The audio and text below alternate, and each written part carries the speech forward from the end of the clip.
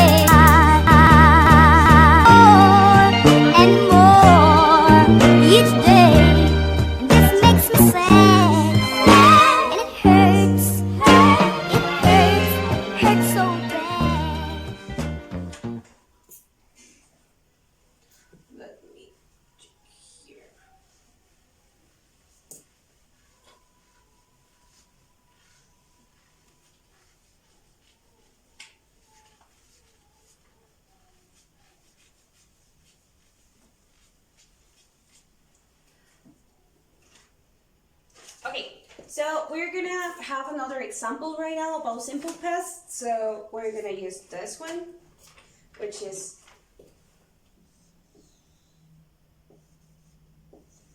the chef cook. We're gonna, as this is a regular verb, we're gonna add ed at the end because this is a regular verb. So the chef cooked the meal. So this is going to be our sentence. So the chef basically is the subject that we are talking about in the sentence, and cook is the verb in past, and then the complement, which is the meal. So this is another sentence in simple past. As you know, in simple past we have the positive sentence, we have the negative sentence, and we have the interrogative sentence. So we're gonna start, this is a positive sentence. So now I'm gonna give you an example with the negative sentence and interrogative sentence, okay? So this is the chef cooked the meal, this is the positive sentence, and now we're going to verify the negative sentence. So it will be the chef. We're gonna add did not, because this is part of the negative sentence, did not. cook. And here's something important. When we are doing a negative sentence or interrogative sentence, we are not going to write down cooked. We are gonna remove the ed on those sentences. So it's going to be, the chef did not cook the meal. So this is how the sentence is going to be in simple past.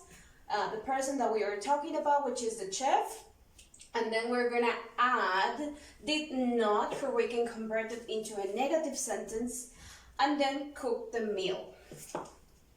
Okay, so let me write down with interrogative sentence right now. Okay, so with the interrogative sentence, we are going to add did. Did, this is gonna be for interrogative questions. Did the chef cook the meal?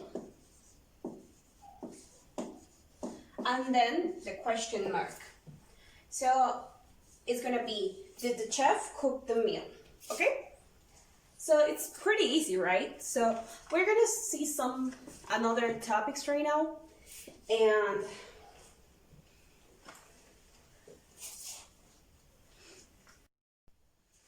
okay, and now we are going to talk about another important topic, which is the present perfect. So present perfect is a little bit difficult for many people, but it's just about practice and that all of you guys can learn. So basically, the present perfect is talking about something that happens, something that happened in the past, but is still happening right now in the present. So it's not like finished yet. So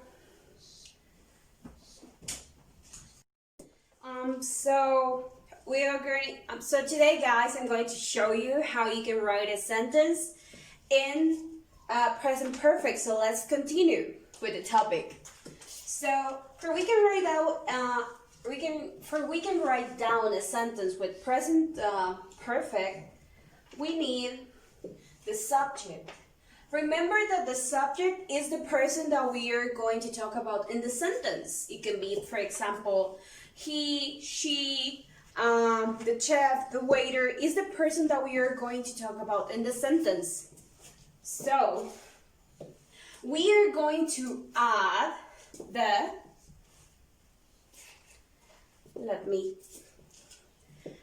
have or has plus the past participle. So for example, we are going to write this. I'm going to give you an example. The waiter, which is the subject, which is the person that we are talking about in the sentence. So we have the waiter, and then the waiter is he, so we are going to add have. The waiter have tried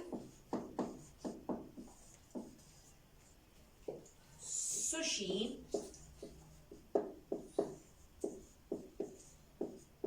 before. You know what sushi means, right? It's this Japanese food with rice. So the sentence is going to be the waiter, which is the subject, plus have or has, which is this one. And then we're going to add the complement and the past participle. So the past participle would be a tried, okay? So it's going to be the waiter have tried sushi before. And now we are going to do another example, which is going to be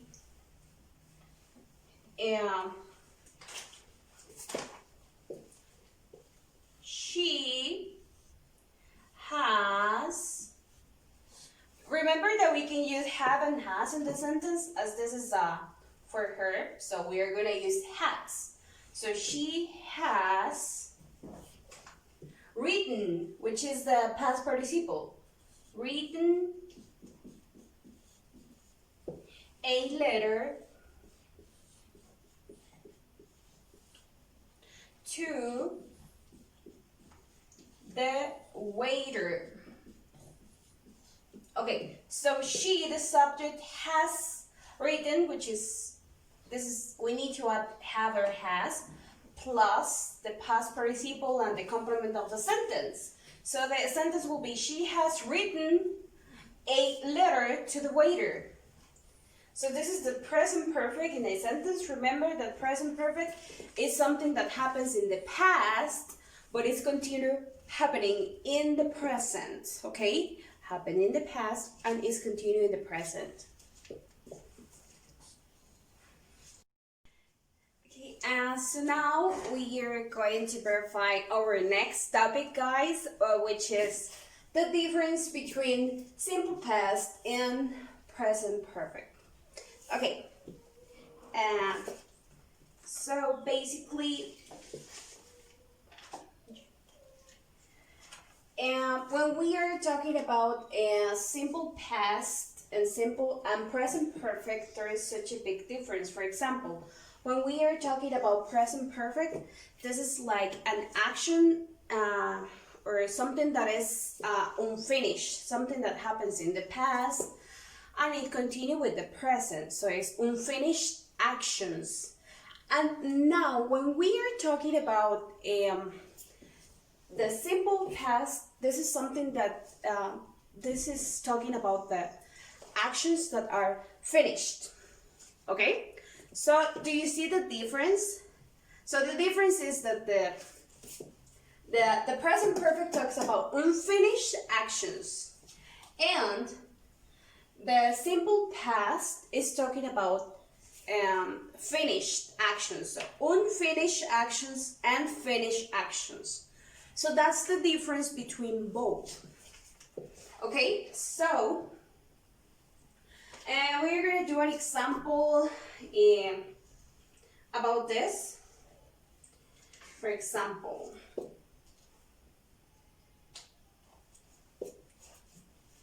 she cooked. She cooked the main dish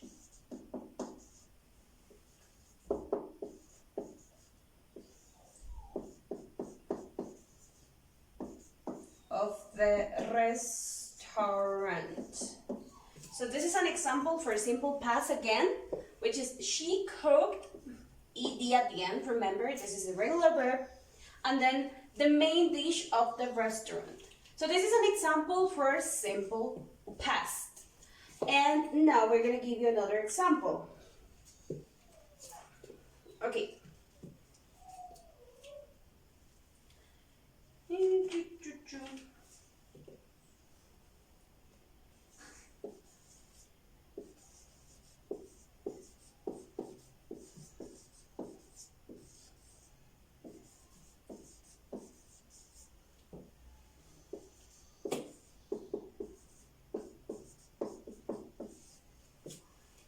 So now this is another example with present perfect. So this is one and this is another. So the next example, it says that she has already made a big cake.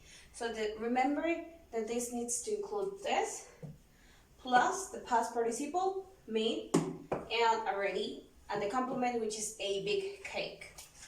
So remember, guys, the difference between both of this is that one is finished action, is a finished action, and the other one is an unfinished action, okay? So,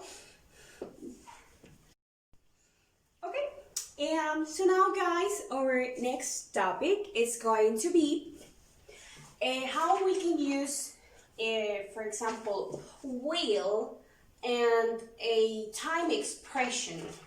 So when we are talking about will, what do you guys think that is will? I'm not sure if any of you have any idea. Don't?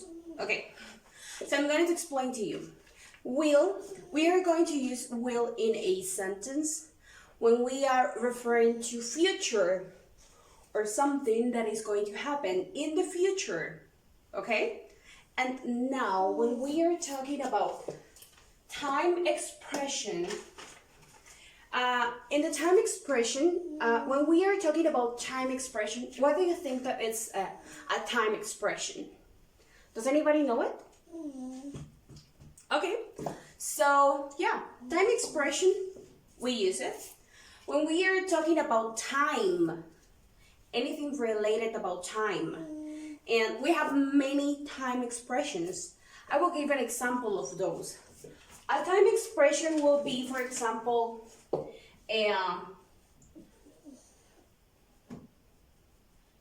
I'm sorry. Okay, next week. That will be an example. Next week. And then next Saturday. Okay? Next year. Next month. So that's when we are talking about time expressions, okay? So, we're gonna try to do a sentence with will and with the time expression, okay? So for example, I will write down the sentence of the time expression is composed about the pronoun plus will plus the verb plus the complement and plus the time expression. I know it's a little bit larger, but it's not that difficult. We can make a shorter sentence if you want as well, but just remember to add the time expression. So, it will be the pronoun. The pronoun is I, you, he, she, it, we, you, they, all that. So we can put anything, you can put anything you want. So for example, I'm going to talk about myself, okay? So we're going to add I. I'm sorry, my marker is not working, so we're going to change it. It will be I will. And the verb is what we are doing, eat, running. So in this case, I will put eat because I love eating. So I will put I will eat. I will eat pizza. Next, we can do next week, next Saturday, next Monday. So we're gonna write down next month, for example. Or next Saturday. So it will be, I will eat pizza next Saturday, okay? So remember that we are trying to focus on the word will, which is the time, which is referring to the future. And we are going to talk about, and we are talking about the time expression, okay? So the time expression in here is next Saturday, okay? So this will be an example of future using will and a time expression. We can make another sentences. For example, what can I tell you? Another example of a sentence, it will be I will travel. I will travel tomorrow. Tomorrow, okay? Remember, this is a positive sentence, and we have a negative sentence as well. How can we write down a negative sentence? So a negative sentence will be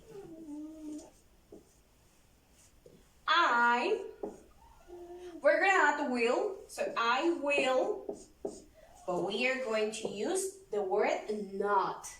So I will not travel. put this. So you already know it's tomorrow, okay? So I will not travel tomorrow. So that will be a negative sentence. And now we are going to write down a question sentence. So it could be, is the other side, so it will be, will I? So we are going to change this will. We're going to change it, okay, from side to side. So it's going to be, will I travel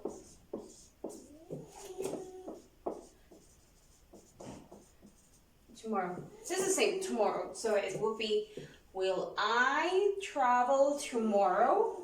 And the question mark, okay? Will I travel tomorrow? Okay, so then with this we can answer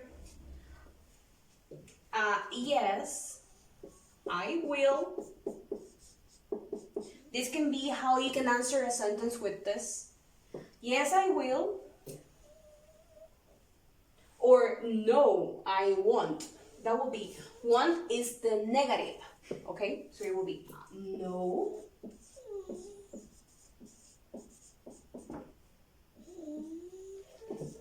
Okay, no, I won't.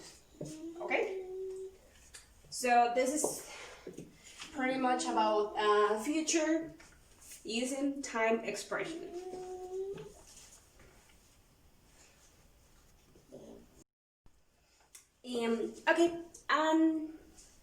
Okay guys, so I know we've been seeing many topics today, but we need to continue, okay? So right now we are going to talk about the next topic, which is should. Does anybody of you know what should means? No? Okay. So when we are talking about should, it's like a recommendation, okay? Or like an advice that you give to someone. I can give an example for example, but before, when we are talking about should, it's we can write down a sentence with should. We need to include the next, which is the pronoun plus should plus the verb plus the complement. It's like an extra, right? So, for example, you should leave your girlfriend. That would be an example. So, I'm gonna write down in here the examples for you can better understand what I'm trying to say. So, the next will be the waiter should wait the food. Okay, so here it says this is the positive sentence, positive, which is the waiter should wait the food. Okay, so here we can find, okay, the waiter should wait the food. So this is should is here. It's like a recommendation for the waiter to wait for the food. And then we're gonna write down a negative sentence. The waiter should. What is the negative part of should? Does anybody of you know it? Okay, the negative part of should is shouldn't. Okay, so it will be the waiter should not wait the food. The food. Okay, so the negative in here it will be should not. Should not. For we can use should not, we can use the contraction, which is like a way to short the words. So the contraction will be shouldn't. Shouldn't. So it will be should, shouldn't. Okay?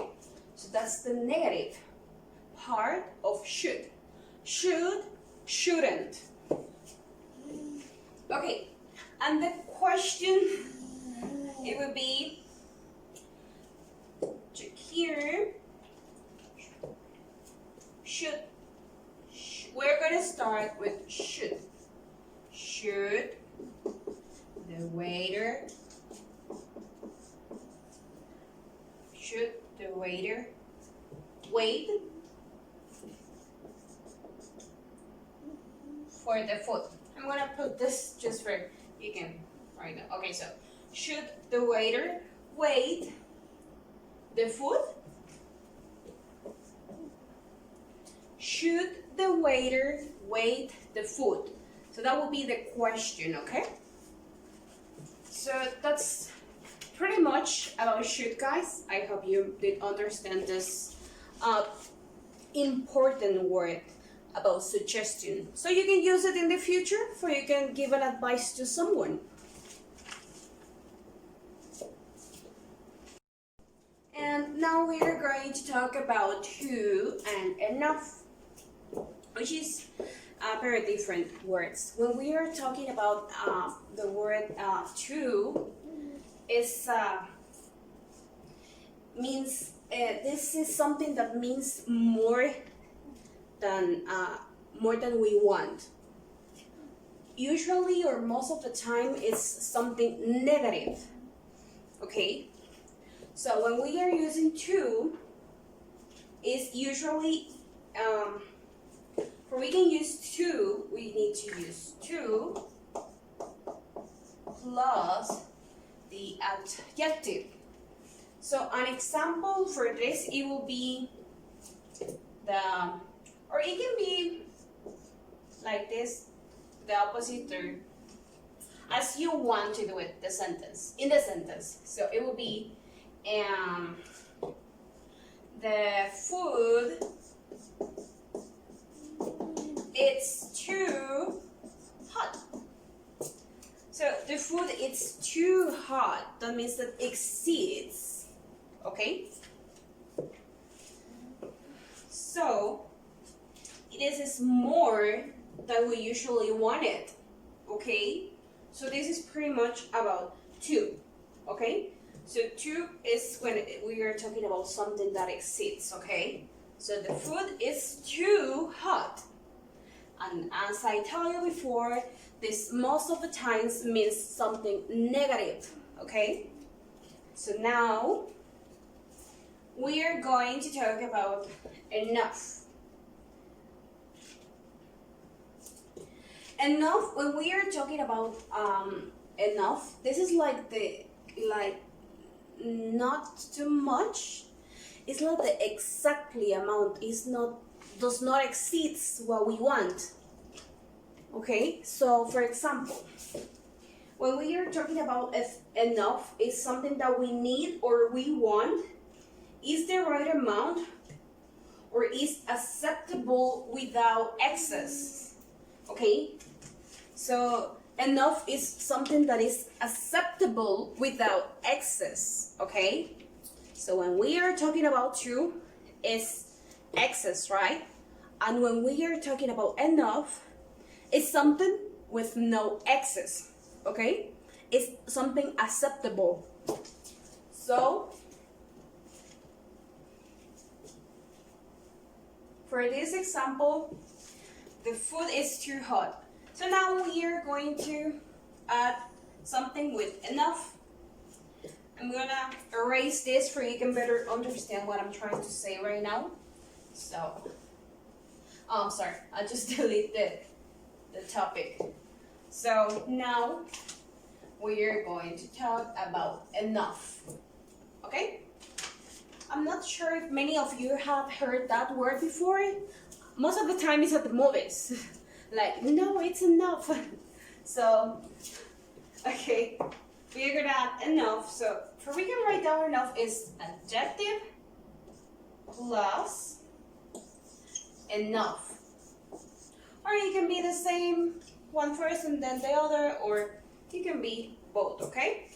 So, the sentence with enough, it will be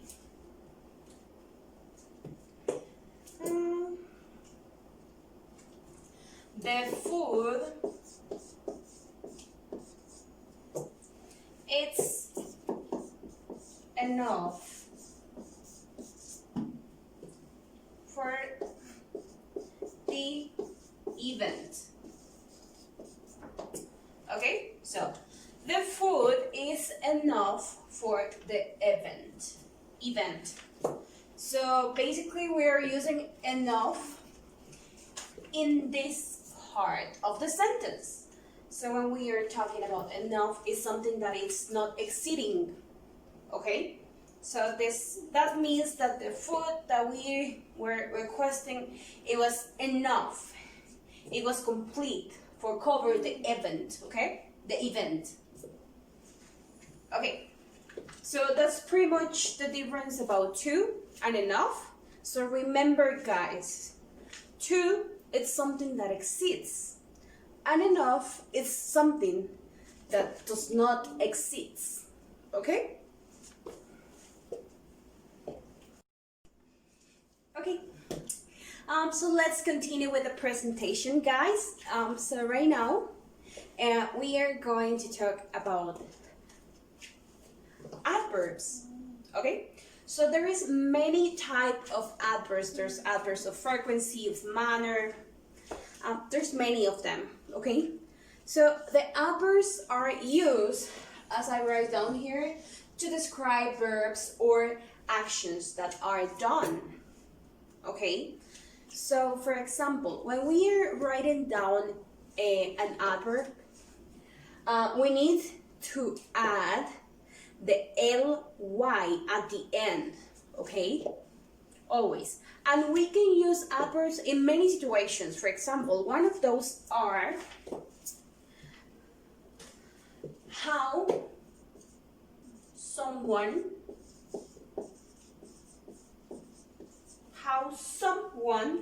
does anything. I'm sorry for my letter. So it will be how someone does anything. We can use adverbs for know how someone does anything. So for example, it will be the chef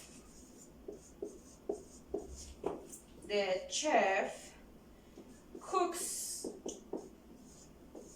slowly. Okay?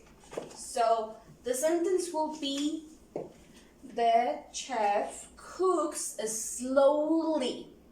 So if you can verify here, to slowly, we add ly at the end. So most of the adverbs we are going to add ly, okay? So it will be the chef cooks slowly. It can be, as this is mentioned, how someone does anything. It can be slowly, fastly, there's many. And this is one way to describe the adverbs. Now I'm going to show you another one. But first I'm going to erase this, okay?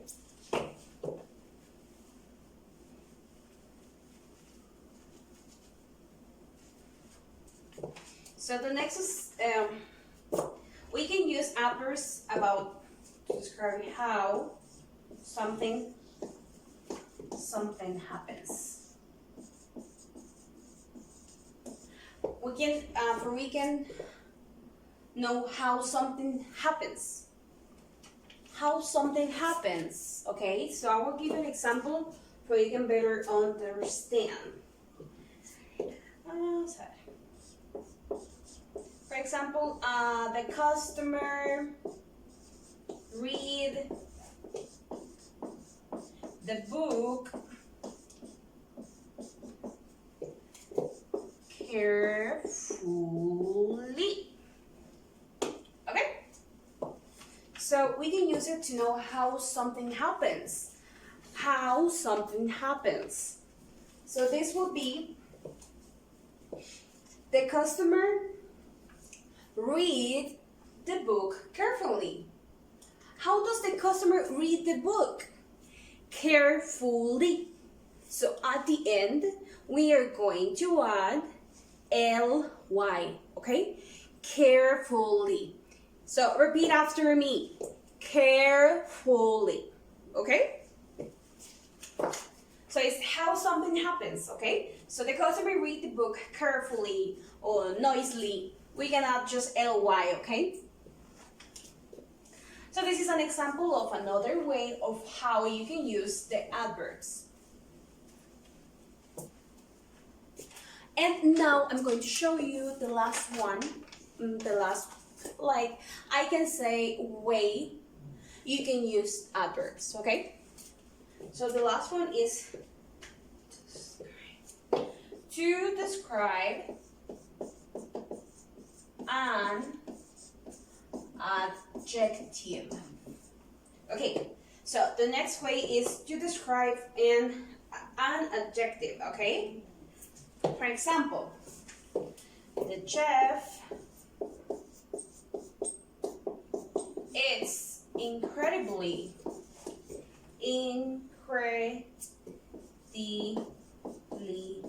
happy. Okay, so incredibly, that will be the adverb. Remember ly at the end. So it will be the chef is incredibly happy. Okay, so you can guys repeat after me. Incredibly. Okay, so this is an adverb, incredibly. So the chef is incredibly happy. This is the last way how we can use an adverb. So the chef is incredibly happy. So here is the adverb, ly at the end, and then happy. Okay, so this is another way how we can use the adverbs. Remember that most of the adjectives change the adverb, okay? Most of the adjectives change the adverbs, okay? So I think that this was all for today, guys. I hope and I really hope that you have learned a lot today, because as you can verify, we've seen many topics today which are very important, because if you guys want to learn English, you need to practice, because just by practicing is the only way that you're going to learn English. So today we have seen many important topics that can help you guys for you can start learning English, and I hope that you also practice at home, okay? So it was really a pleasure to have you today in my class, and I hope to see you during all my classes. So I hope you guys have a great day, and thank you so much for joining the class. All of you have a great day. Thank you so much.